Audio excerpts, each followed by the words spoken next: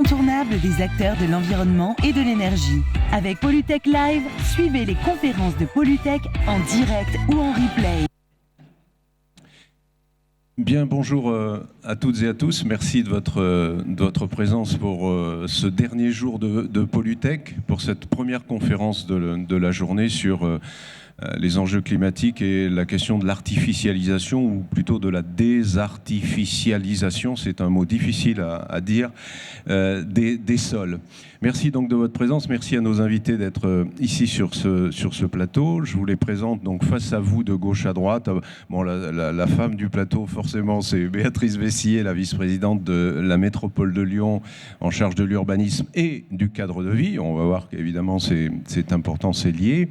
À ses côtés, Patrice Valentin, qui est le président de l'Union professionnelle du génie écologique. On verra il nous dira ce que c'est que le génie écologique, parce que c'est un peu mystérieux.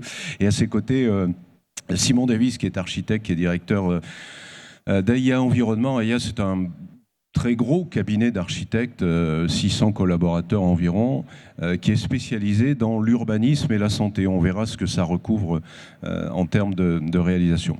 Donc il y a beaucoup de questions qui se posent autour de cette question d'artificialisation et de désartificialisation des sols. On va voir comment les métropoles, les collectivités peuvent y répondre, ce qu'elles ont déjà engagé après la mise en application de la loi climat et résilience qui est toute récente en fait, qui date d'août dernier. Donc on n'en est qu'aux prémices et on verra ce que ça implique avec la volonté affichée en 2030 de diviser par 2 l'artificialisation nette des sols et en 2050 d'arriver à 0. Mais on verra que c'est des objectifs qui sont annoncés tels quels.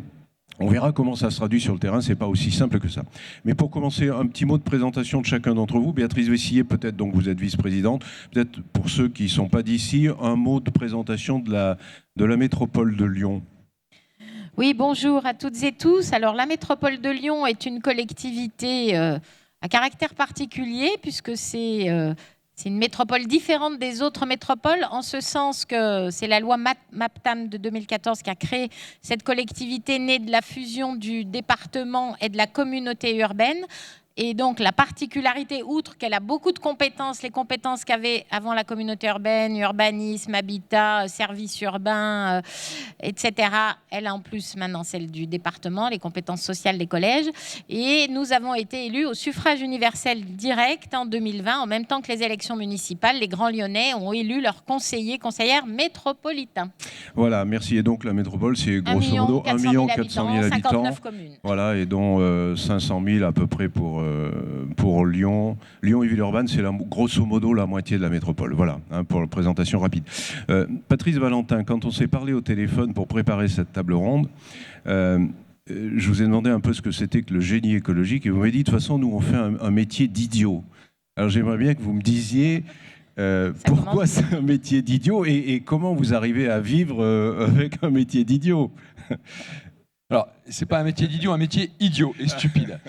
Parce que notre métier, c'est de travailler pour la vie, pour les écosystèmes. Or, les écosystèmes sont résilients par nature. Il ne vous a pas échappé qu'avant que l'homme n'apparaisse sur Terre, ça fonctionnait à peu près tout seul. Donc le fait qu'on a un métier comme le nôtre interroge quand même beaucoup. Donc nous sommes, j'espère, appelés à disparaître avec des écosystèmes résilients, parce que nous avons une loi résilience qui est donc parfaitement adaptée à nous. Donc en fait, notre métier, c'est d'assurer à la fois la préservation des écosystèmes, mais il ne faut pas le réduire aux grenouilles, aux papillons, comme on le fait régulièrement. Ce n'est pas une question de préservation d'espèces, mais de préservation du fonctionnement des écosystèmes, parce qu'ils produisent des services dont toutes les espèces bénéficient, y compris l'espèce humaine, et sans lesquels, en fait, nous risquons d'avoir de gros problèmes, les cycles de l'eau, les cycles du carbone, etc., du climat. Donc voilà, le génie écologique, la résilience des écosystèmes. Voilà, et juste un mot supplémentaire, parce que je parlais de la loi qui date d'août, mais vous, au mois de juin, et le 18 juin très exactement, vous avez lancé un appel, l'appel du 18 juin de l'UGPE. Dites-nous ce que c'est cet appel. Clavel. Oui, tout à fait. Justement, en se disant que quand on parle de génie écologique, on parle de bien commun. Et donc, peut-être que le seul problème qu'a notre société d'aujourd'hui, c'est l'individualisme, alors que la vie est basée sur la relation et la diversité. Et c'est vraiment de mettre en relation un modèle de société avec la relation à la vie. Si on ne parle pas de valeurs humaines, si on ne met pas le social en même temps que l'écologie, on va traiter de manière séparée les différents sujets. Or, la vie, c'est tout sauf séparé. Tout est lié dans le vivant. Tout est en relation, tout est en diversité. Et donc, cet appel que nous avons lancé est véritablement pour objectif de s'inspirer du vivant pour repenser nos modèles de société et sortir des ornières dans lesquelles nous sommes. Simon Davis, vous qui êtes architecte, je vois approuver les propos de Patrice Valentin. Est-ce que c'est des préoccupations ou des objectifs que vous partagez totalement dans l'exercice de votre métier? Et vous allez nous présenter très rapidement le cabinet AIA. Tout à fait. Cette question des écosystèmes, dans leur dimension holistique qui vient d'être évoquée, elle renvoie directement à la notion de santé globale, dans sa dimension à la fois préventive, curative, et aussi dans le fait de vivre avec les maladies chroniques que l'on traverse et qui sont en partie liées d'ailleurs à notre dégradation des écosystèmes. Cette clé de la santé globale, c'est vraiment aujourd'hui ce qui anime la recherche de la Fondation AIA, qui mène des recherches prospectives sur l'architecture, la santé et l'environnement, justement dans le but de ne pas prendre d'un côté l'architecture, la santé et l'environnement, mais de regarder les choses transversalement, parce que tout est lié. Et très souvent, on a tendance à mettre l'écologie d'un côté, c'est-à-dire comment on affecte l'environnement dans lequel on se situe, et la santé de l'autre, c'est-à-dire comment l'environnement en retour nous affecte. Et nous, on pense qu'il faut, par le projet, interroger les choses dans des relations de cause et de conséquences, de manière globale, pour trouver des réponses en faveur de la santé des individus. Donc le groupe AIA, c'est environ 650 collaborateurs, pas seulement sur les questions de ville et santé, mais vraiment on interroge tous les métiers de la maîtrise d'œuvre avec des architectes, des ingénieurs, du management de projet, de l'ordonnancement, pilotage de chantier aussi, également les métiers de la ville avec AIA Territoire et AIA Environnement que je représente aujourd'hui, qui est le pôle d'expertise environnementale. Un peu comme mon voisin vient de l'évoquer, nous aussi on a un métier idiot dans le sens où si tout allait bien et si on était chacun respectueux et symbiotique avec le monde dans lequel on vit, on n'aurait sans doute pas besoin de nous. Bon, force est de constater que maintenant AIA Environnement a 10 ans et que malheureusement ou heureusement, on a en tout cas beaucoup de travail devant nous et encore sans doute 10 ans de recherche sur ces questions. Alors bien sûr, cette thématique de table ronde là, sur la question de l'artificialisation des sols, elle renvoie directement à ce sujet de la santé de la Fondation. C'est l'une des clés d'entrée de chaque projet que l'on traite dans le groupe, la clé de sol. Et c'est pas juste une thématique technique, comme on peut le voir souvent, la question de l'imperméabilisation, la question de la gestion de l'eau. Elle traite aussi de la question de la qualité de vie et de comment on fait en sorte que ce sol il soit favorable à la santé des occupants de nos bâtiments. Merci Simon. Béatrice Vessier, Simon Davis parle de qualité de vie, vous êtes vice-présidente au cadre de vie et à l'urbanisme. Patrice Valentin parle de projets holistiques en fait, qui en bloquent tout parce que tout est transversal, tout est lié. Est-ce que vous, politiquement, vous avez on sait que les écologistes sont à la direction, à la tête de la métropole depuis un petit peu plus d'1 an. Est-ce que vous avez cette volonté-là d'englober tous les sujets, de faire des politiques transversales? Et comment vous y parvenez, sachant qu'une collectivité comme celle-ci, qui est quand même assez grosse, a l'habitude de travailler en silo, l'urbain avec l'urbain, la voirie avec la voirie, le végétal avec le végétal, etc. Donc, comment vous y arrivez et qu'avez-vous lancé déjà ? Oui, effectivement, j'adhère tout à fait à ce que vous venez de dire sur cette notion de nécessité d'approche globale, parce que effectivement, que ce soit nous, hommes et femmes, ou que ce soit les écosystèmes, effectivement, on ne peut pas être traité en silo. Donc, nous défendons un urbanisme à la fois bienveillant et inclusif pour les habitantes, les habitants, et prenant en compte les enjeux très forts, outre ceux de la solidarité, les enjeux très forts environnementaux d'aujourd'hui, que ce soit en matière de climat ou en matière de pollution de l'air ou en matière de biodiversité. Et ça se traduit par un travail transversal entre nos équipes, parce que je dois dire que la métropole de Lyon, c'est quand même une force de frappe en moyens humains et financiers qui est impressionnante, et toutes les équipes sont mobilisées au service des politiques qu'on a lancées. Ça, c'est vraiment important de le souligner. Et pour à la fois dans les projets urbains, mais aussi dans les projets d'espace public, dans les projets du plan nature. J'ai amené notre document. On a voté un plan nature ambitieux à la métropole de Lyon qui fait suite à une amorce dans les années antérieures sur le plan Canopé. Donc on rehausse l'ambition en matière de la prise en compte des enjeux environnementaux dans l'aménagement au sens large à la métropole. Et ça se traduit concrètement dans ma délégation par une réorientation de plusieurs projets urbains qui étaient lancés, comme le projet Pardieu, où la question de la nature en ville a été vraiment au cœur de la réorientation qu'on a donnée à la SPL Pardieu, avec un développement de la ville perméable. Ça, c'est général, mais c'est particulièrement net sur le projet Pardieu. Ville perméable, végétalisation, parc public, fermeture ou non-ouverture à la circulation d'un certain nombre d'espaces publics qui étaient normalement prévus circuler. Donc, la ville perméable, c'est un concept qui avait été aussi amorcé dans les années antérieures, avec notamment une convention avec l'Agence de l'eau sur une centaine d'hectares. Là, on va quadrupler les objectifs de désimperméabilisation, que ce soit dans l'espace public, dans les cours de collège. Ça, c'est un gros sujet sur la qualité de vie des collégiens de lutte contre les îlots de chaleur dans nos cours là, bien bitumés. Donc, voilà quelques exemples. On a lancé, dans le cadre de la modification numéro 3 de notre PLUH, des objectifs très ambitieux pour renforcer la dimension environnementale du PLUH, avec plus de protection des boisements remarquables ou en tout cas intéressants, avec un développement des coefficients de pleine terre dans les constructions privées, et avec un rétrozonage de zones qui étaient vouées au développement économique, qu'on va laisser en zone agricole, puisqu'aujourd'hui ce sont des zones agricoles, sans pour autant obérer, ce que d'aucuns nous reprochent, sans pour autant obérer la capacité à créer des pôles d'activité, parce qu'on a aussi le souci de développer l'emploi et l'activité économique. Mais on a suffisamment de terrain encore urbanisable dans les zones d'activité existantes ou dans les projets urbains qui vont se développer pour qu'on ait du potentiel en foncier économique, sans pour autant aller s'étendre sur des zones agricoles en périphérie. Et c'est ainsi qu'on va rétrozoner et préserver des zones agricoles pour une 60aine d'hectares dans cette modification du PLU. L'enjeu de la végétalisation et de la désimperméabilisation, il est à la fois dans les opérations d'urbanisme ou le bâti privé, mais aussi dans l'espace public. Et en fait, il ne faut pas négliger la partie hors espace public, c'est plus de 70%. Donc l'enjeu de développement de la canopée, c'est important de de le renforcer dans le PLUH avec cet enjeu coefficient de pleine terre, parce qu'on arrivera à atteindre des objectifs plus importants de développement de la canopée, de réinfiltration des eaux de pluie, si on a bien des surfaces désimperméabilisées dans les opérations privées. Et puis sur l'espace public, alors là, espace public partagé, apaisé, végétalisé, on a un objectif ambitieux de développer, par exemple, un réseau cyclable performant, ce qu'on appelle les voies lyonnaises, depuis quelques semaines.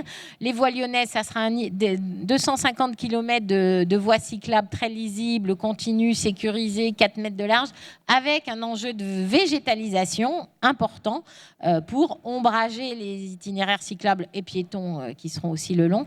Voilà. Dans toutes nos opérations d'aménagement, le souci d'avoir des espaces publics généreux, végétalisés, désimperméabilisés, avec des nous d'infiltration, ça c'est vraiment... Alors c'est pas quelque chose qui était est nouveau, mais qu'on amplifie largement avec nos projets actuels. Bon, on pourra en parler davantage, Béatrice Vessillier. Patrice Valentin, quand vous entendez Béatrice Vessillier, ça ne vous donne pas envie de travailler avec la métropole de Lyon, parce que vous dites le vivant, et c'est évident, n'entre pas dans des cases, et souvent les collectivités, elles fonctionnent par cases, par silos, etc., et c'est difficile d'innover.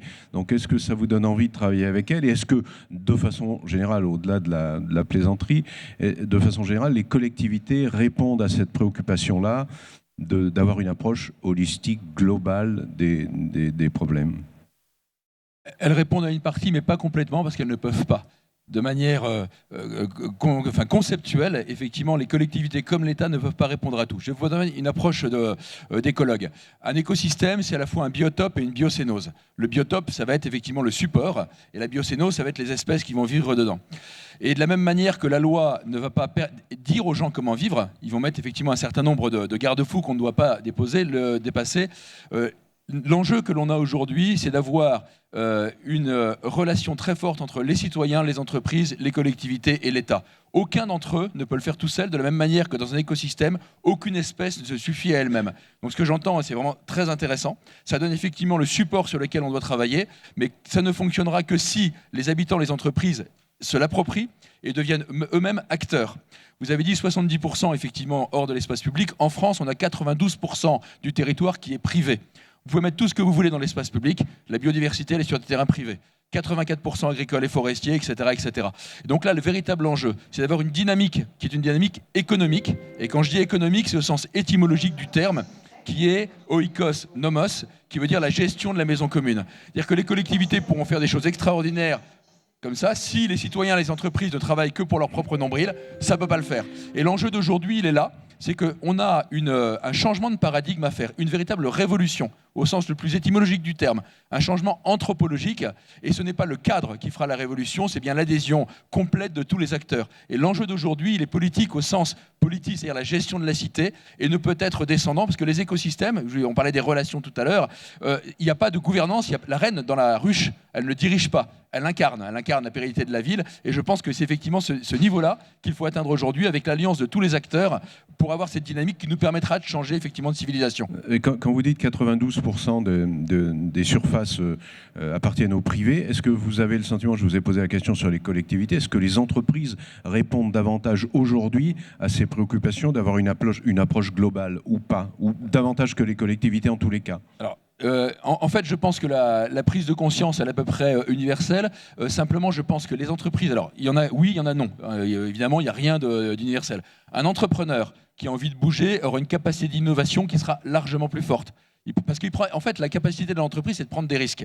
Les collectivités sont obligées, parce que c'est de l'argent public, de sécuriser un certain nombre de choses avec des plans qui sont à longue haleine, etc. Alors qu'une entreprise peut choisir de manière presque unilatérale par le chef d'entreprise de changer effectivement son modèle. Donc aujourd'hui, il faut effectivement identifier les entrepreneurs qui ont compris ça, les accompagner sur l'innovation, et je pense que la collectivité pourra effectivement leur donner les moyens de le faire. Et là, ce sera effectivement la bonne articulation. Donc pour résumer, les collectivités ont beaucoup de moyens pour structurer, pour créer effectivement le biotope, mais pourront être limitées dans la capacité d'innovation pour des questions réglementaires et budgétaires d'une certaine manière.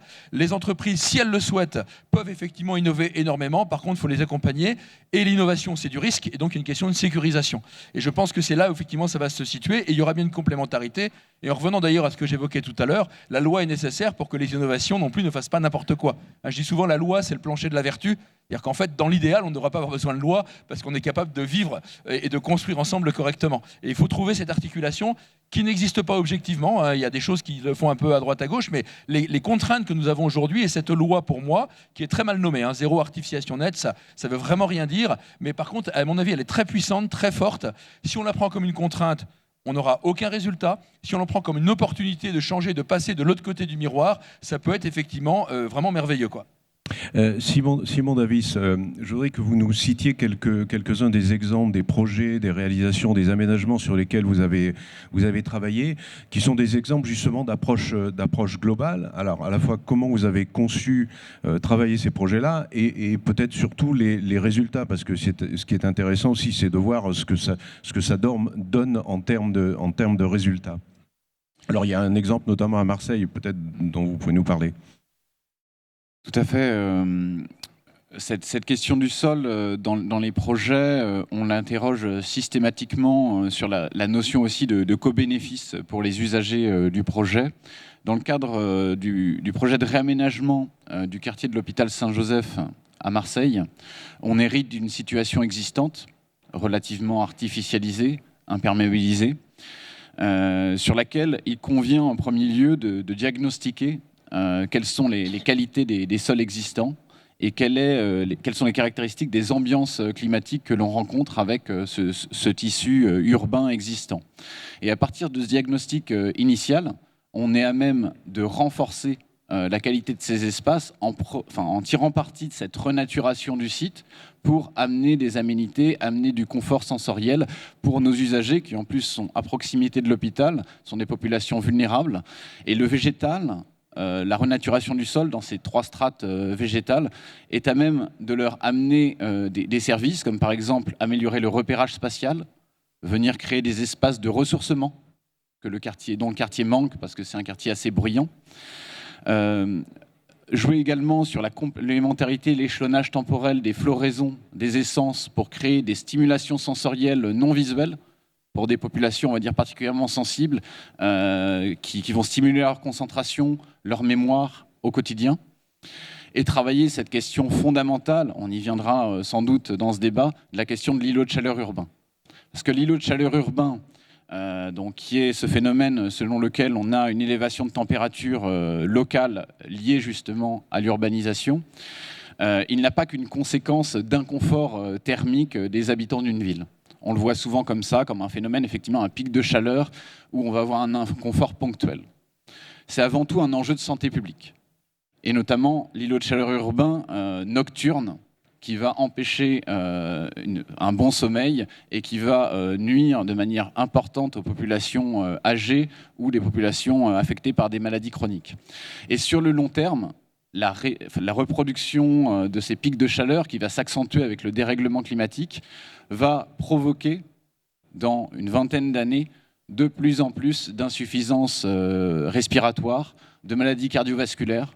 Et donc, c'est un vrai enjeu de santé publique de s'attaquer à ces questions. Aujourd'hui, grâce aux outils de modélisation numérique, on est capable de caractériser un parti d'aménagement et de caractériser le avant-après en termes de réduction des températures ressenties par les usagers d'un quartier. Et quelque part, moi, j'invite tout le monde là à donner de la valeur véritablement au vide dans un projet d'aménagement, à ces espaces résiduels, parce que ce sont les meilleurs climatiseurs naturels dont on peut disposer. Et le jour où on donnera plus de valeur, y compris économique, à ce genre de notions, y compris dans notre rapport au foncier, au sol, on arrivera, je pense, à rééquilibrer les choses. Dans un contexte hospitalier, juste une petite précision, cette notion, elle a d'autant plus d'importance que des études très sérieuses scientifiques ont montré que les malades dont la chambre dispose d'une vue sur un espace vert ou un espace arboré, ils se rétablissent plus vite, ils prennent moins d'antidouleurs. Donc on a un enjeu aussi très important qui est y compris économique, associé à le fait de valoriser davantage ces espaces de pleine terre dans les projets. Ça c'est quand même incroyable. Enfin, moi, je suis scotché quand j'entends ça. Enfin, on pouvait l'imaginer de façon intuitive, quoi. Mais aujourd'hui, les neurologues sont capables de mesurer ça, et c'est quand même assez phénoménal. Et effectivement, en termes d'économie. Patrice Valentin, vous vouliez dire un mot? Je redonne la parole à Béatrice. Vraiment pour rebondir là-dessus, parce que on voit bien la relation charnelle que nous avons avec l'écosystème est incarnée par ça. On a énormément progressé sur les 10 dernières années, justement, sur cette relation au vivant. C'est pas simplement la biophilie qui serait d'aimer le vivant. Quand vous allez en pleine nature, vous baissez votre tension artérielle, vous baissez le rythme cardiaque, vous baissez le niveau d'hormones de stress, vous augmentez votre capacité de concentration, il y a le bien-être, etc. Moi, j'ai une de mes activités qui consiste à mettre des personnes en pleine forêt. Donc des entrepreneurs, des fois, pas encore des élus, mais ça viendra certainement. Par contre, des jeunes. Et je m'occupe beaucoup de jeunes, dont certains en grande difficulté. Je prends des jeunes des quartiers prioritaires de la ville et on les met en pleine forêt pendant 15 jours. Les résultats sont stupéfiants. On voit des évolutions physiques. Les jeunes se redressent, se parlent, etc. C'est effectivement ce que vous évoquez. Il ne faut pas minimiser la puissance de la vie justement pour sortir, mis à part l'inspiration, sur les relations que nous avons effectivement avec les systèmes vivants. Et c'est vraiment un axe de développement sur le plan économique, sur le plan social, sur le plan des relations, etc. C'est vraiment quelque chose de merveilleux qu'on a là. Béatrice Vessier, je vous vois approuver ce que viennent dire les deux interlocuteurs. Alors, je voudrais vous interroger sur ce que disait Simon Davis, sur la valeur. Il dit qu'il faudrait considérer la valeur du vide et la valeur de la nature, quoi. Et on a l'impression que ce sont des mots un peu opposés, paradoxaux. Valeur d'un côté, vide de l'autre, ou valeur d'un côté, nature de l'autre, quoi. Donc comment vous interprétez ça? Et comment vous le traduisez, surtout en actes politiques, en décisions? Ce qui est sûr, c'est que le financement de l'aménagement en France, aujourd'hui, n'est pas forcément favorable à intégrer des vides, puisqu'au contraire, il faut densifier pour rentabiliser, puisque ce qui compte, c'est la valeur, c'est le nombre de mètres carrés qu'un opérateur va pouvoir dégager, etc. Donc aujourd'hui, notre système, il ne favorise pas du tout ces externalités positives, comme on dit, et c'est un problème. Du coup, c'est bien un choix politique de la collectivité de privilégier des espaces publics généreux, des parcs publics, des espaces verts, qui va faire que, même s'il n'y a pas de rentabilité directe, c'est effectivement un service qu'on apporte à la population dont on est bien persuadé qu'il est nécessaire.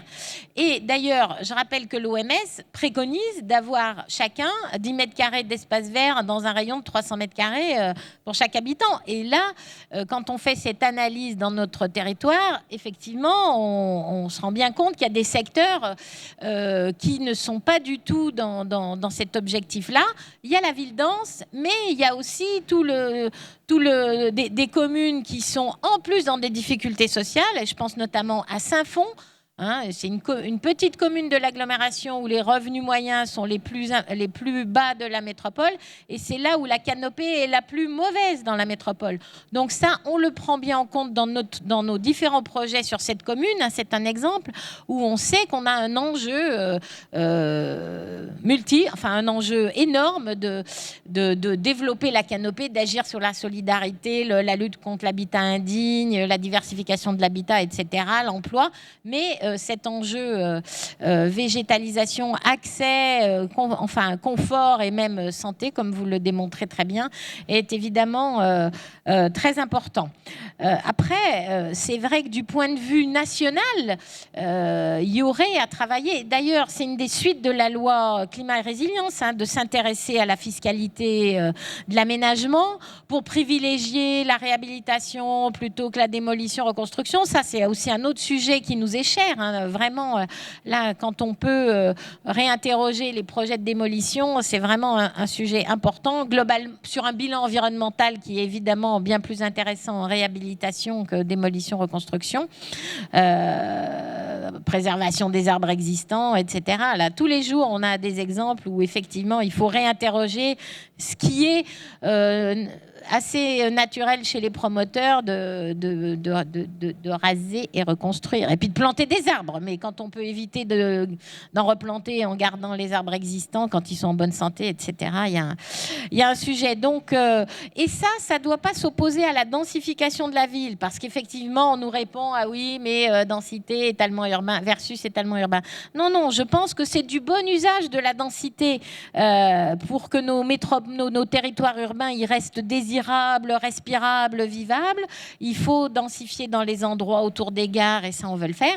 Mais dans des projets architecturaux et urbains qui intègrent ces questions de qualité paysagère, de vue, de respiration. Donc, je crois que c'est pas incompatible. Et ça, les architectes sont à la manœuvre, ont ce challenge-là à relever. Patrice Valentin, est-ce que vous parliez tout à l'heure du fait que tout le monde doit s'approprier le sujet, à la fois les citoyens, les entreprises. Est-ce qu'il n'y a pas une véritable question d'acceptabilité de la part de tous ces gens-là de modifier, vous parlez de révolution anthropologique, et la révolution, forcément, ça fait peur, parce qu'on change nos habitudes, etc. Donc comment arriver à convaincre tout le monde que c'est une approche globale qu'il faut avoir, et que ça va se traduire par forcément des modifications dans la façon de se déplacer, de vivre, de consommer, etc. Et j'ai l'impression qu'on est quand même assez loin de cette acceptation, de cette acceptabilité. Donc il y a une grosse question de pédagogie. Oui, c'est l'enjeu. D'abord sur la peur, oui, ça fait peur. Saint-Exupéry disait « Seul l'inconnu effraie l'homme ». Mais dès qu'il y est confronté, ce n'est déjà plus l'inconnu. Donc c'est parce qu'on n'avance pas qu'on a peur. Quand on va avancer, on va voir ce qui se passe. La deuxième chose, c'est de quoi avons-nous peur? De changer ou ce qui va nous arriver sur le coin de la tête si on ne bouge pas. Donc en fait, il y a deux peurs à avoir et il y a un moment, il faut se mettre en mouvement parce que de toute façon, on a des enjeux qui arrivent, le climat, la biodiversité et attention, les enjeux sociaux, les violences, etc. Qu'on a sur place. Alors oui, tout l'enjeu effectivement là. On a beaucoup de personnes qui disent je veux que ça change, mais moi je ne veux pas changer. Donc c'est pas possible. Et changer, c'est se priver. Alors qu'est-ce qu'on perd, mais qu'est-ce qu'on gagne? Le problème de l'écologie aujourd'hui, c'est qu'elle est punitive. On fait peur à tout le monde et en disant attention, dans 20 ans, ça va être grave, il y aura de la pauvreté. Et je trouve ça, pour beaucoup de personnes, et je dis c'est un peu grave parce que la pauvreté est déjà là aujourd'hui. Donc occupons-nous de notre mode de vie, et là on aura beaucoup moins peur parce qu'on va effectivement travailler ensemble. Et je pense qu'il est largement possible d'avoir une vision de l'écologie totalement positive en disant oui, je veux peut-être perdre un certain confort, peut-être des éléments technologiques, mais je vais gagner en relations humaines. Un point qui est très intéressant sur la société d'aujourd'hui, c'est qu'elle nous a vendu, je parle du modèle économique essentiellement, elle nous a vendu le bonheur par la possession et la richesse. Quand vous aurez votre fort de thé, votre machine à laver, votre écran plat, etc. etc.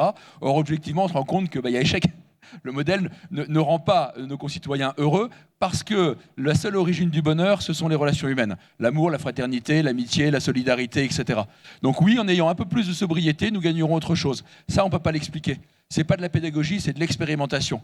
Dire à quelqu'un, si tu abandonnes ça, tu seras peut-être heureux, il nous dira, attends, tu donnes d'abord, on verra par la suite. Mais ce que vous évoquez dans l'aménagement, effectivement, de la relation vivante, de la relation les uns les autres, ça permettra d'expérimenter et qu'on dit, venez et voyez. Regardez, pourquoi ils rigolent, pourquoi est-ce qu'ils sont heureux? Ah ouais, ils ont perdu peut-être un certain confort, peut-être un certain nombre de choses, mais ça apporte de la sécurité. La peur, elle disparaît quand on est en confiance. Moi, il se trouve que j'avais une carrière militaire avant, j'ai été confronté à des situations très très hostiles. Quand vous êtes avec des gens en qui vous avez confiance, en fait, la peur diminue énormément. La clé, c'est la relation humaine. Ce n'est pas même pas le vivre ensemble qui est important. Parce que vivre ensemble, vous voyez, quand je suis avec les jeunes des quartiers, je m'amuse un peu avec eux, je dis, attends, t'as vu comment t'es, j'ai pas envie de vivre avec toi. On n'a rien de commun, on n'a pas de culture et tout. Par contre, tu as des qualités qui m'intéressent, on va construire ensemble. Et en se mettant à construire ensemble, automatiquement, il n'y a plus de peur parce qu'on a une vision. Et le fait de dire on va vivre ensemble dans un monde qui est en train de bouger, en fait, ça fait énormément peur, quoi. Ouais, donc, oui, l'enjeu, il est là. Et je pense que le confinement, la Covid, nous donne une opportunité de réfléchir à notre présent, à notre avenir. Et surtout, ce que j'évoquais tout à l'heure, arrêtons d'avoir peur de l'avenir. Il y a suffisamment de choses importantes, suffisamment de pauvres aujourd'hui, suffisamment de personnes qui souffrent des changements climatiques pour ne pas nous dire si on ne fait rien, ce sera grave dans 20 ans. Aujourd'hui, on a des espèces qui disparaissent, on a tout ça, on a tout à faire. Et l'enjeu, c'est une vision commune, une vision positive. En fait, on y va parce qu'on va se marrer, quoi. C'est surtout ça qui est intéressant. Béatrice, vous allez réagir à ça. Je voulais juste une petite anecdote toute personnelle. Je suis venu ce matin en tramway ici et vous parliez des relations humaines. Et quand on est descendu tous du tramway, enfin moi pas, mais beaucoup, tout le monde marchait sans regarder le ciel. Tout le monde était fixé sur son téléphone portable et est arrivé juste aux portes d'Eurexpo, les yeux fixés sur le téléphone portable, alors qu'il y avait un très très beau ciel bleu, il y avait les traces des avions dans le ciel, etc. Donc voilà. Béatrice, un mot de réaction et ensuite Simon. Oui. Je réagis, cher monsieur, sur votre emploi, même si c'est pour le dénoncer, de ce terme d'écologie punitive. Parce que je trouve qu'il ne faudrait même plus en parler. D'abord, c'est ce que certains qui l'emploient. Et effectivement, développer plutôt le propos de tout ce qu'on gagne en étant dans la transition écologique et solidaire, et bannissons ce vocabulaire qui est très politique et très politiquement incorrect.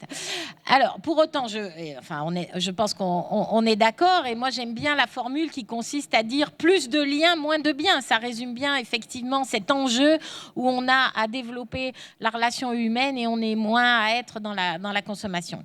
Et puis, ce que vous évoquez me faisait penser à toutes ces expériences qu'on a en occupation temporaire, en urbanisme transitoire autour du maraîchage urbain, des jardins partagés, des quartiers fertiles. On voit bien quand même que la société évolue là-dessus et qu'on a une demande sociale très forte et que ça marche vraiment bien, y compris sur la question du lien social que créent toutes ces expériences d'aménagement de jardin. Et ça, on l'encourage vraiment dans nos terrains en attente de projet ou dans des terrains délaissés, dans des délaissés qu'on a à la métropole. Ça, je pense que c'est très important. On voit le succès qu'a la démarche Quartier Fertile dans les projets politiques de la ville, qu'a lancé l'ANRU. Vraiment, on a plusieurs projets sur la métropole et on sent des porteurs de projets vraiment dynamiques. Donc, c'est aussi encourageant. Simon Davis, ça permet de vous tendre la perche à propos des projets d'aménagement, notamment à l'Institut Pasteur à Paris. Vous expliquez que c'est le projet d'un hôpital, d'un institut, etc., mais qu'il agit en fait par presque capillarité auprès du quartier. Donc ça, c'est extrêmement important. Oui, tout à fait. Sur le projet de l'Institut Pasteur, qui est un grand projet de rénovation urbaine avec effectivement toute une série de bâtiments à rénover, beaucoup insisté aussi pour traiter cette question des espaces extérieurs, pas seulement à l'échelle périmétrique du quartier sur lequel on intervient, mais également au regard justement des externalités positives vis-à-vis des riverains et des voisins. Et ce que l'on constate en traitant la question de l'îlot de chaleur urbain, comme je l'indiquais tout à l'heure, c'est que finalement l'îlot de fraîcheur que l'on vient créer, cette oasis urbaine, finalement, comme l'air a tendance à effectivement tomber quand il est un peu plus frais, ça vient se diffuser dans les quartiers voisins, comme une source de fraîcheur aussi. Et donc le projet, il va y avoir des travaux, il va y avoir sans doute un peu de nuisances, mais à terme, il va apporter un réel bénéfice aux avoisinants. Et c'est aussi sur ces sujets-là que l'architecte a son mot à dire pour réenchanter ce moment après les travaux et pour communiquer dessus aussi pendant le processus de transformation du quartier. Ensuite, je voulais réagir là par rapport à ce qui a été dit, parce que je pense que c'est assez fondamental. On a souvent ce constat, qui est absolument indéniable, que l'écologie, la désartificialisation notamment, et la santé convergent de manière très forte. Toutefois, on ne doit pas ignorer aussi les points de friction entre la perception des citoyens, et qui aussi jouent sur leur santé mentale, etc. Et ces notions d'écologie. Sur la désartificialisation, on a un exemple assez important, c'est l'acceptabilité de la végétation spontanée dans la ville, par exemple. Et on peut dire qu'on mène actuellement une étude avec l'ADEME sur ce sujet, sur les changements associés à la crise sanitaire en lien avec l'urbanisme et la santé. Et en interviewant les services d'entretien de différentes villes, on a pu constater que le Covid avait été un véritable catalyseur sur l'évolution des pratiques d'entretien, et notamment d'entretien différencié, en rendant visible une végétation spontanée à l'issue du premier confinement. Les pratiques ont également évolué, on fait davantage de fauchage tardif, on fait davantage de gestion raisonnée sur les espaces, et ça montre que ça ne va pas de soi, c'est-à-dire qu'il faut aussi se donner le temps de l'expérimentation, se donner le temps de l'acceptabilité et communiquer dessus. Parce que le réflexe, moi je le connais bien, j'ai beaucoup de proches, ils arrivent dans une maison de campagne, la première chose qu'ils font, c'est qu'ils tournent la pelouse voilà, il n'y a plus une sauterelle qui vit juste après. Sur d'autres expériences, en tant qu'AMO, là, sur des quartiers, on voit que par exemple la question de la terrasse, dans un pavillon individuel ou un logement collectif, ou même un espace extérieur en général, c'est culturellement quelque chose de très difficile à combattre. La surface de la terrasse complètement imperméabilisée et la question de l'entretien que va représenter derrière l'espace que l'on laisse comme ça est quelque chose qui est sociologiquement assez complexe, parce que moi les arguments des habitants c'est à mon autre maison de campagne j'avais tant de mètres carrés, donc je ne veux pas réduire. Je ne veux pas réduire ma surface de terrasse, je ne veux pas réduire ma surface imperméabilisée de jardin, parce que sur mon autre maison, j'avais plus.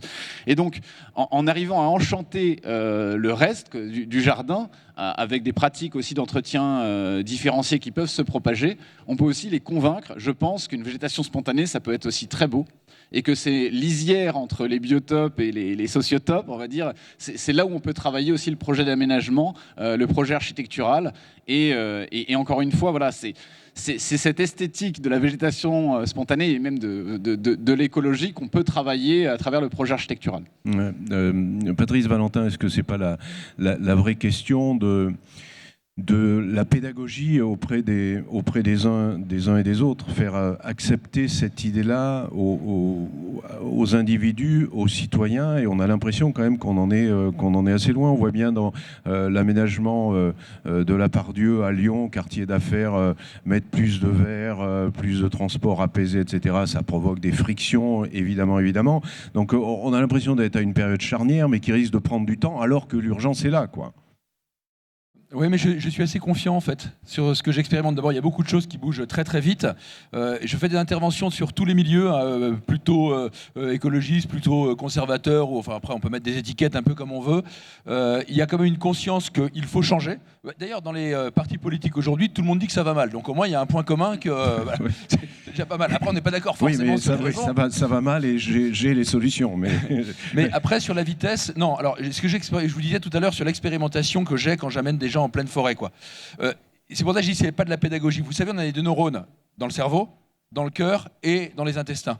Et on ne sait pas trop à quoi ils servent. Mais il y a une approche beaucoup plus viscérale. Vous avez parlé du regard tout à l'heure quand on sortait du bus, et vous aussi, vous amenez ce regard que l'on a dessus. C'est effectivement une question de regard, de relation directe avec les systèmes vivants et de changement de mode de pensée. Einstein disait, on ne résout pas les problèmes d'aujourd'hui avec le mode de pensée d'aujourd'hui, parce que ce sont les modes de pensée d'aujourd'hui qui ont engendré les problèmes d'aujourd'hui. Donc ce n'est pas une pédagogie technique, c'est vraiment un changement de regard. Et là, en fait, c'est relativement simple, parce que notre problème, on peut le résoudre justement à une illusion, l'illusion que l'humanité se suffit à elle-même. Or, le principe des écosystèmes, on l'a dit tout à l'heure, c'est qu'aucune espèce ne se suffit à elle-même. Elle n'existe qu'en interdépendance les unes des autres pour se compléter mutuellement au service les unes des autres. Ça, c'est la vie. Et nous, on a un modèle économique qui dit ce qui compte, c'est la compétition, la maximisation de l'intérêt personnel. On a un modèle économique qui est complètement contraire au principe de la vie. Le principe de la vie s'appelant la mort, nous avons aujourd'hui des symptômes. Donc, c'est vraiment une question de mode de pensée qu'on ne peut pas expliquer, sinon on sera dans l'idéologie. Et pour le coup, on l'a évoqué tout à l'heure, ce qui était idéologique n'est pas bon. Par contre, je reprends mon expérience avec des jeunes. J'ai pas que des jeunes des banlieues, j'ai aussi des jeunes bourgeois qui viennent du 16e de Paris. J'ai des Master 2 en écologie, j'ai des traders de salles de marché. Je mets tout ça dans la forêt. Ils n'ont pas le droit de se présenter, pas le droit de dire d'où ils viennent. Et on regarde ce qui se passe. Et ça va très très vite. C'est pas moi qui parle. La vie est un livre, c'est Descartes qui disait ça. Pourtant, Dieu sait qu'il a une approche un peu cartésienne, c'est le cas de le dire. Mais il dit la vie est un livre. On a beaucoup de philosophes qui reparlent aussi de cette inspiration de la vie. Et bon sang, mais c'est bien sûr.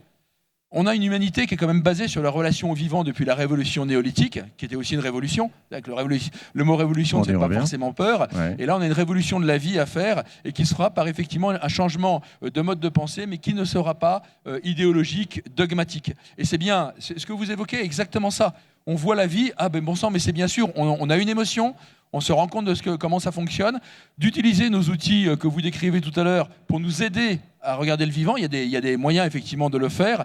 Et vous aurez d'ailleurs, quand on travaille sur les révolutions, je parle même de manière politique, il y a un moment ou un autre, un peuple est mûr pour changer. Alors malheureusement, c'est souvent violent, mais il y a beaucoup de révolutions qui ne le sont pas. D'ailleurs, on n'en parle pas parce qu'il n'y a pas les marqueurs, je dirais, événementiels historiques. Et c'est parce que le peuple est mûr pour faire un changement qu'à ce moment-là, quelqu'un arrive en disant « Tiens, on met la lumière ici et ça va suivre ». Et je crois que là, on est à ce moment-là. Pour ça, je vous dis, je suis assez confiant sur l'avenir. Maintenant, on n'a pas forcément tous les symptômes visibles. Il y a beaucoup de signaux faibles qu'on voit au niveau des collectivités, au niveau des citoyens, au niveau des entreprises. Par contre, ce que vous évoquez, c'est que oui, il y a de la résistance. Et c'est justement parce que ça change qu'on a des gens qui disent « Je ne veux pas changer », on n'entend que cela, mais les signaux faibles, on ne les entend pas. Et la forêt qui pousse, c'est relativement silencieux. C'est intéressant que vous disiez ça à Polytech, où partout sur les stands, on a des réponses techniques à ces problèmes-là, des réponses d'ingénieurs, etc. Béatrice Vessillier, je vous vois froncer les sourcils parce que vous n'êtes pas d'accord avec Patrice Valentin ou que vous vous dites « Waouh, on a franchement du boulot devant nous, justement pour convaincre et agir ». Et êtes-vous confiant comme il l'est, comme peut l'être voilà, Simon je partage assez votre analyse sur le fait qu'effectivement, c'est la vie et qu'il faut qu'on raisonne autrement. Mais quand je vois que la COP21, ça va faire 6 ans dans 2 mois, que le rapport du GIEC de cet été, que même le directeur de l'Agence internationale de l'énergie dit il faut changer de modèle en matière d'énergie. Je veux dire, les choses, elles ont beau être connues, intellectualisées, tout, les politiques publiques, international, national, local, enfin, on n'est pas encore à l'échelle. Même nous qui essayons de faire de notre mieux, on sait bien que ça ne va pas assez vite par rapport à l'enjeu climat, biodiversité, etc. Donc, il ne faut pas seulement compter sur le fait que tout le monde est bien conscient pour que ça change suffisamment rapidement dans le calendrier qui est le nôtre sur les 1,5 degrés à la fin du siècle, quoi. Là, on n'y arrive pas. Donc, il faut des lois climat et résilience, même si sur plein de points, elles sont insuffisantes. Il faut des investissements publics. Il faut quand même changer un certain nombre d'autres choses. Quand je parlais tout à l'heure de la fiscalité, c'est vrai qu'aujourd'hui, on n'est pas aidé dans notre système de comptabilité privée et publique pour faire en sorte que vraiment on s'attelle à faire autrement, même si tout le monde et tous ces acteurs-là, ils sont de bonne volonté. Qu'est-ce qu'ils nous disent ? Et c'est quand même aberrant. Pourquoi ça coûte plus cher de construire en matériaux biosourcés, en matériaux recyclés, en matériaux réemployés ? C'est quand même aberrant sur le plan intellectuel. Eh bien, si. Et qui va payer les surcoûts de faire de la construction durable ? Oui, aujourd'hui, on est obligé de dire, moi je réponds ça aux acteurs économiques, écoutez la massification, les économies d'échelle, mais n'empêche qu'il y a une équation qui est quand même pas simple, et donc les choses, elles se font pas naturellement, hein. Il y a vraiment besoin à la fois de cadres et d'investissement public pour vraiment changer de braquet, quoi. Là, ça ne va pas se faire tout seul, malgré toute la bonne volonté des uns et des autres. Simon Davis, quand vous devez présenter un projet, quand vous êtes en concurrence avec d'autres architectes, par exemple pour l'hôpital Saint-Joseph à Marseille ou pour l'Institut Pasteur à Paris ou pour d'autres projets à Grenoble ou ailleurs dans d'autres villes, qu'est-ce qui fait que vous arrivez à convaincre de la pertinence de votre projet, de votre aménagement, puisque logiquement, il va coûter probablement plus cher que celui de vos concurrents qui seront, entre guillemets, plus traditionnels, qui apporteront moins d'innovation et au bout du compte, moins de bien-être, moins de santé pour les gens qui vivront dans ces espaces et autour. Pour convaincre, effectivement, il faut avancer des arguments aussi, y compris scientifiques, quoi, sur les bienfaits de la démarche, sur la santé des occupants. C'est pour ça qu'on prend souvent d'ailleurs ce prisme de la santé, parce qu'il est assez incontestable, et on s'appuie sur des publications scientifiques qui effectivement établissent de manière avérée ces liens. Au-delà de ça, ça peut être aussi une manière de se différencier en termes de propositions architecturales. Vous savez, nous, on fait des concours d'architectes. Effectivement, le fait de valoriser les vides davantage, ça devient un critère de différenciation aussi des équipes en termes positifs, parce que c'est souvent un élément de programme qui est très peu décrit. Et donc, on apporte une forme de complément de programmation qui n'était pas prévu sur les usages extérieurs, sur effectivement cette dimension thérapeutique. Et donc, c'est une valeur ajoutée. Et quand on la ramène au coût associé, certes, c'est un surcoût, mais quand on le regarde à l'échelle globale de l'opération, quand on parle d'aménagement paysager, on est dans des choses qui sont assimilables. Alors, bien sûr, il faut convaincre de faire cet investissement-là et qu'en coût global, quelque part, on arrive à une forme de rentabilité de ces choses-là. Mais on arrive avec plusieurs acteurs assez engagés et maîtres d'ouvrage qui entendent ces arguments à mener la démarche de bout en bout et même à améliorer le projet en cours de route, quoi, même une fois que le concours est gagné. Et ça, c'est déjà une forme de signal faible assez positif à noter. C'est-à-dire que ces arguments-là sont de plus en plus entendus chez tous les acteurs, aussi bien chez les architectes, les ingénieurs, les opérateurs privés, les collectivités. Et donc aujourd'hui, voilà. Alors il y a un excès aussi inverse qu'on pourrait souligner. C'est-à-dire que sur certains projets urbains notamment, on va aussi chercher à renaturer dans des endroits qui ne sont pas forcément les plus prioritaires ou les plus faciles à renaturer. On peut citer la place de l'Hôtel de Ville à Paris, par exemple, où on a le métro en dessous.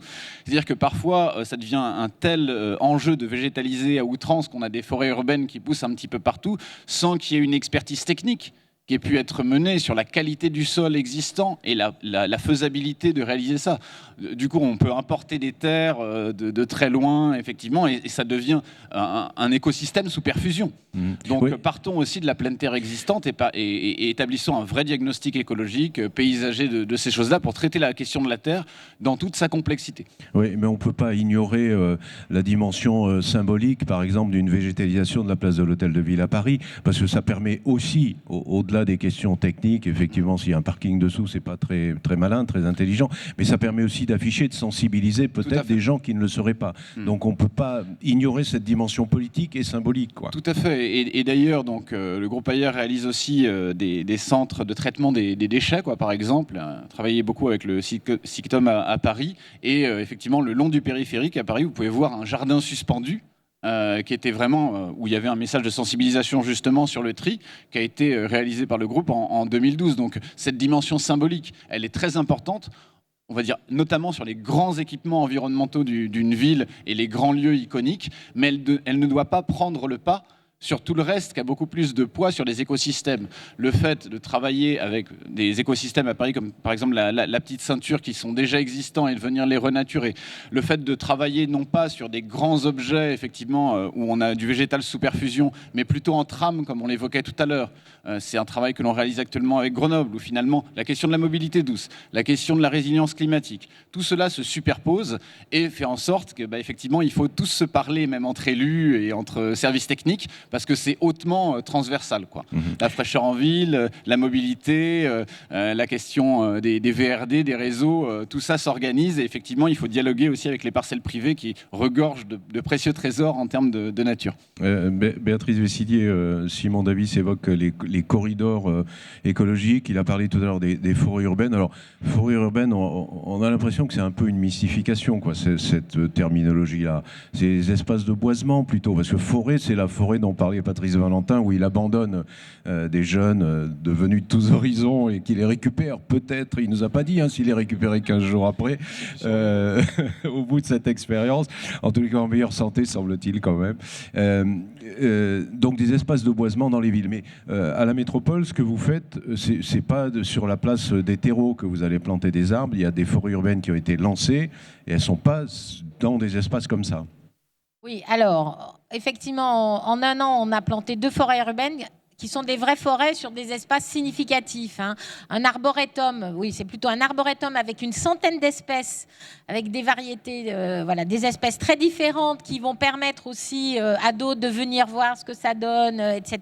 Donc, dans une ZAC qu'on a fini d'aménager. Donc là, il y a une volonté politique d'avoir cet arboretum très intéressant, très riche. Et puis, une forêt urbaine, grande surface aussi à Saint-Priest. Mais on a aussi planté des arbres dans un endroit très aride, très urbain, qui est dans le quartier de la Confluence, autour de la place nautique, là, où il n'y avait pas du tout d'arbres et îlots de chaleur garantis, même à proximité de l'eau. Et on a pu planter une 40aine d'arbres. Donc, effectivement, on essaye de le faire partout.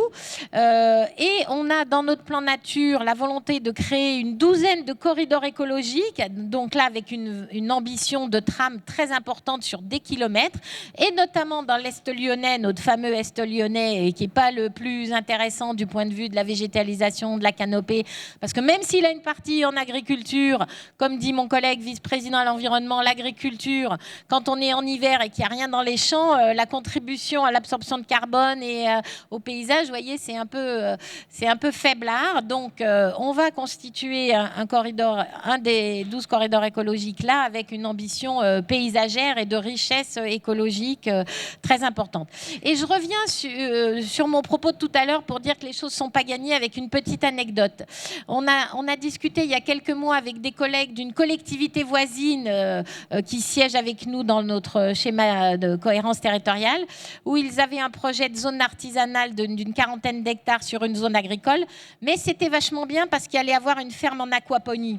Ah là, c'était pas mal comme raisonnement. Heureusement, le préfet, au titre, même si la loi n'était pas encore votée, au titre de la sobriété foncière et de l'enjeu environnemental, a dit qu'il n'irait pas à la DUP pour faire cette zone artisanale, même avec une ferme en aquaponie. Mais voyez quand même l'absurdité des raisonnements parfois, quoi. Patrice Valentin. Ouais. Je ne dis pas que c'est déjà fait, je dis que ça va se faire, et de manière inéluctable. Et si vous voulez, le problème, c'est que nous, on est déjà fini, madame. On est des vieux. Les révolutionnaires, ils sont là. Il y a une puissance de la jeunesse, en ce moment, qui fait que quoi qu'on fasse, de toute façon, ils vont bientôt être aux commandes. Ils ont un mode de pensée qui est différent. Et si on bloque et qu'on veut continuer dans une vision qui est celle un petit peu de l'ancien modèle, alors le changement aura lieu de toute façon, parce qu'il y a des enjeux qui sont plus forts que nous, qui sont géologiques, climatiques, etc. La question qu'on se pose aujourd'hui, c'est se fera-t-il dans la violence ou pas dans la violence ? C'est ça, effectivement, l'enjeu. Et si on bloque trop, effectivement, les changements, on a une génération qui va arriver derrière et qui va tout bousculer. Et en faisant une table rase, et quand je parle de révolution, malheureusement en France, on est un peu bloqué psychologiquement sur la révolution, parce que c'est violence, table rase et révolte. Or pour moi, c'est l'inverse, la révolution, c'est justement pour éviter la table rase, la violence et la révolte. C'est notre mission à nous, je dirais, entre guillemets, les anciens. Ce n'est pas de faire perdurer un modèle, mais de faire la transmission pour qu'il puisse changer avec ces modes. Pour ça, je dis, bien évidemment, aujourd'hui, si vous voulez, je suis au combat tous les jours avec des violences extrêmes, surtout pour une PME, contre certains acteurs du monde agricole dans certains cas, etc., etc. On se fait attaquer régulièrement. Mais en fait, moi, quand je joue au rugby, quand il y a quelqu'un qui me plaque, c'est que je l'embête. Et donc, plus les gens viennent essayer de me piquer mon ballon, c'est que je vais vers eux, quoi. Donc, il y a des gens qui nous attaquent aujourd'hui, qui nous mettent des caramels. C'est normal. Ils veulent défendre un modèle, on veut en défendre un autre. C'est pas parce qu'il y a des oppositions. Et d'ailleurs, les oppositions, regardez, elles sont souvent effectivement des tenants d'un modèle économique. Ils font du bruit parce que, je dirais qu'ils souffrent parce qu'ils voient que leur modèle est en train d'un petit peu de tomber un petit peu en désuétude. Et d'ailleurs, même pour conclure, la question n'est pas de s'opposer à un modèle, mais de le remplacer en le rendant obsolète. Et là, on va gagner la guerre, en tout cas celle de l'alimentation qui est à la base de l'agriculture, etc., en rendant l'ancien modèle obsolète et en disant, il va juste... Et c'est un boulot d'entrepreneur, on va leur faire concurrence, on va leur piquer leur marché. Et encore une fois, la jeunesse est prête à bouger, c'est pour ça que je travaille énormément avec eux. Il faut juste... aller suffisamment vite pour que nous, on ne se fasse pas bousculer. Encore une fois, je suis constant qu'il y a beaucoup de choses qui bloquent. La fiscalité, le rapport Saint-Denis qui a eu lieu, je crois que c'était en 2012, qui montrait que la fiscalité était complètement opposée à la biodiversité, ça n'a pas bougé. Je les vois bien, ces blocages-là. Je dis quand je suis confiant, c'est pas parce que c'est bien aujourd'hui, c'est que de toute façon, ça va bien se passer dans les années qui viennent, parce que de toute façon, il n'y a pas le choix, quoi. Simon Davis, je voudrais que vous réagissiez peut-être les trois à quelque chose que j'ai découvert ce matin dans un article du Monde à propos du miel. Alors, je ne sais pas si on est très loin de l'artificialisation ou la désartificialisation, mais quand même, il y a une start-up californienne qui s'appelle, j'ai noté son nom, Melibio. Elle vient de lever des fonds avec un succès énorme et elle fabrique du miel. Elle indique, elle produit du vrai miel sans abeilles. Sans abeilles, du vrai miel sans abeilles. Et apparemment, les tests gustatifs qui ont été faits laissent, non pas dubitatifs, mais plutôt surpris agréablement les gens qui goûtent ça. Alors pour l'instant, ce n'est pas du miel qu'on met sur les tartines, mais du miel qui va entrer dans la composition d'autres aliments. Et là, j'ai l'impression qu'on a une espèce de réponse technique, techniciste, un problème de disparition d'insectes, d'abeilles.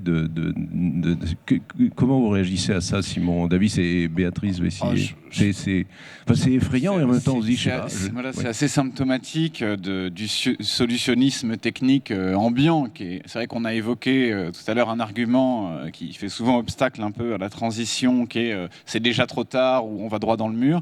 Il y a un autre argument qui dit de toute façon on va trouver une solution technique et donc continuons jusqu'à présent. Et là, effectivement, qu'on puisse faire du miel de synthèse, peut-être, mais les abeilles, à part faire du miel, elles ont beaucoup d'autres services écosystémiques, et c'est sur cela aussi qu'il faut se concentrer. Moi, je pense qu'effectivement, la technique, et on est à Polytech aujourd'hui, va apporter une brique à l'édifice, mais la transition, elle se fait aussi sous l'angle de la sobriété, elle se fait aussi sous l'angle de l'éco-citoyenneté, elle se fait aussi sous l'angle culturel, et on en a assez parlé aujourd'hui. Et il ne faut pas opposer toutes ces choses-là entre elles, quoi, ni prendre parti sur l'une ou l'autre. C'est pas le débat croissance, pas croissance, c'est la question de l'épanouissement dans l'après qui est posée plutôt, et de comment on peut trouver ces leviers d'épanouissement collectivement. Je pense que effectivement, je partage une position peut-être un peu entre mes deux interlocuteurs aujourd'hui sur être optimiste ou être pessimiste sur les années qui viennent. Effectivement, peut-être en 2019, on a vu une forme de changement un petit peu suite aux différentes canicules, de prise de conscience globale sur le fait que la maison brûlait, etc. Mais on est peut-être passé aussi un peu vite du déni au dépit. Et aujourd'hui, moi, je pense vraiment que la question, c'est plutôt le défi, quoi. Qu'on y arrive ou qu'on n'y arrive pas, quoi. D'ailleurs, peu importe, quoi. C'est plutôt l'énergie qu'on va y mettre, et elle s'incarne aussi dans les projets architecturaux. Béatrice Vessillier. Oui, moi, ce que je vois, c'est qu'à la métropole, on est très conscient de la disparition des oiseaux, des insectes, etc. Et qu'on a lancé très vite l'année dernière un plan pollinisateur avec un réensemencement de prairies fleuries pour justement répondre à cette question de l'enjeu d'insectes pollinisateurs. Et je pense que les solutions, elles sont quand même plus intéressantes à rechercher dans ces écosystèmes naturel que dans de la technologie de miel de synthèse. Enfin, j'hallucine, quoi. Mais mettons notre énergie et notre intelligence et notre argent sur des choses simples et sobres et moins techniques. Patrice, voilà. Patrice Vive les abeilles dans le Grand Lyon. Ouais. Moi, en fait, ça m'affole pas. C'est les soubresauts de ce modèle-là. C'est exactement le parfait exemple que j'évoquais tout à l'heure. Je vais prendre un autre exemple. Supposons qu'on fasse un Côte-du-Rhône de synthèse et puis une table lyonnaise de synthèse. Mais en fait, c'est quoi le bonheur d'une table lyonnaise ? C'est d'avoir gustatif, c'est la convivialité. C'est exactement la même chose. Et puis un autre point aussi, ce que vous avez évoqué, le principe des écosystèmes, c'est qu'une espèce remplit plusieurs fonctions et une fonction est remplie par plusieurs espèces. C'est la base de la résilience. C'est aussi comme ça qu'on fait de la permaculture. Hein. C'est le principe du design permacole. Donc le fait de dire, tiens, j'ai fait une prouesse technique qui permet de, dont acte, c'est sympathique, bravo monsieur, vous avez un intérêt technique, mais ça ne répond pas du tout à notre problème. Comme je le disais tout à l'heure, de toute façon, ce n'est pas une question technique, c'est une question anthropologique. Si on veut vivre correctement ensemble, de toute façon, il y a un besoin de partage. C'est le principe même des écosystèmes. Donc c'est inquiétant, certes, parce qu'on est dans la vision techniciste qui pousse même jusqu'au transhumanisme, hein, qui est ce que l'on a aujourd'hui. À nous de nous débrouiller, si on ne veut pas avoir peur, c'est de montrer justement ce que j'évoquais tout à l'heure. Et je vais reprendre ce que vous avez dit, je ne suis pas du tout optimiste. Je suis confiant et déterminé, ce qui n'est pas pareil. Quand vous jouez au rugby, que vous êtes optimiste, vous êtes sûr de perdre le match, parce que vous pensez que vous allez gagner. Si vous êtes confiant, c'est que vous avez décidé d'y aller et que les gens qui viennent devant, boum, vous les bousculez, quoi. Je suis peut-être un petit peu brutal, mais par rapport à ce que vous évoquiez tout à l'heure, qu'il y a effectivement une nécessité de changer de régime, il faut que nous soyons confiants et déterminés ensemble. On a des forces en face de nous, les forces économiques, que j'ai pas mal étudiées. Hein, un modèle économique où, en 1705, on nous disait l'économie doit être basée sur le vice et la cupidité, dont acte, ils l'ont fait, ça marche pas, on arrête, on recommence et on va nous décider qu'on fait autrement. C'est très intéressant d'étudier, ça c'est la formation militaire, hein, ce que font les adversaires, ce qu'ils ont écrit. Okay, bien sûr. À nous de décider. Et c'est pas être optimiste, c'est être confiant et déterminé, ce qui n'est pas du tout pareil. C'est pour ça que je suis confiant, parce que nous l'avons décidé. Béatrice Vessillier, la politique de cette table ronde, déterminée vous l'êtes, ça on le sent bien. Êtes-vous confiante ? Écoutez, je pense qu'il y a des choses qui se jouent à différentes échelles. Donc, au niveau local, hein, on est effectivement assez déterminé et on a beaucoup de leviers parce que, je disais, la métropole, c'est un acteur du territoire très important avec un programme d'investissement de 3,6 milliards sur le mandat. Le Citral, notre autorité de transport, c'est aussi 2,5 milliards d'investissement en faveur des projets de transport en commun. Et puis, c'est des équipes et c'est une volonté politique. Donc, on peut agir localement et je vois qu'avec les acteurs économiques et les habitants, on a un certain nombre d'échos. Donc, effectivement, je pense qu'on va faire des choses intéressantes dans ce mandat à la métropole de Lyon. Après, il ne faut pas se mentir. Il y a des échéances électorales, il y a des rapports de force politique et il y a des choses qui vont se jouer en 2022. Voilà. Et il y a une COP26 dans quelques semaines. Donc, il y a des rapports de force internationaux. Donc, il ne faut pas se mentir sur la difficulté du sujet. Moi, je lisais récemment un article du Monde sur le lobby de l'agroalimentaire qui se bat à l'Europe pour qu'on ne lutte pas contre le gaspillage alimentaire. Non, mais on marche sur la tête. Eh bien, peut-être qu'ils vont y arriver. Donc, les forces obscures, elles sont très vives. Donc, c'est un combat de tous les instants et à toutes les échelles de territoire. Et évidemment, on peut être confiant dans la jeunesse, une certaine jeunesse, mais il y a une autre certaine jeunesse qui est dans le repli identitaire, etc. Je ne vous fais pas un dessin.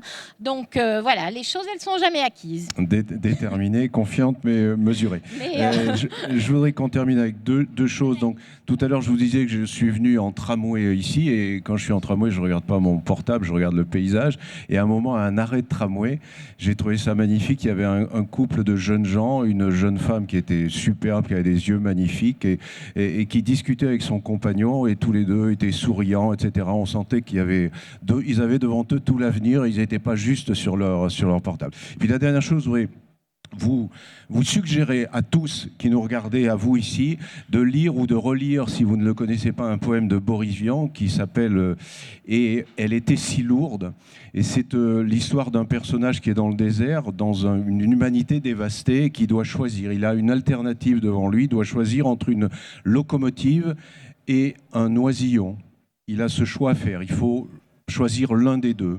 Et il évoque tout ça, donc il met en balance la locomotive qui est le fruit du travail des hommes, de l'arrachage du métal à la terre, etc., de la sueur des ouvriers qui l'ont construite, et puis le petit oiseau, etc. Et le poème se termine, mais vous le lirez, par ces deux petites phrases qui, je crois, font écho à ce qu'on vient de dire aujourd'hui, et disent « Et son cœur battrait si fort que je garderai l'oiseau ». Voilà, c'est ainsi que va se terminer cette table ronde. Merci beaucoup à tous les trois, je crois qu'on peut les applaudir. Béatrice Vessillier, Patrice Valentin et Simon Davis. Merci beaucoup.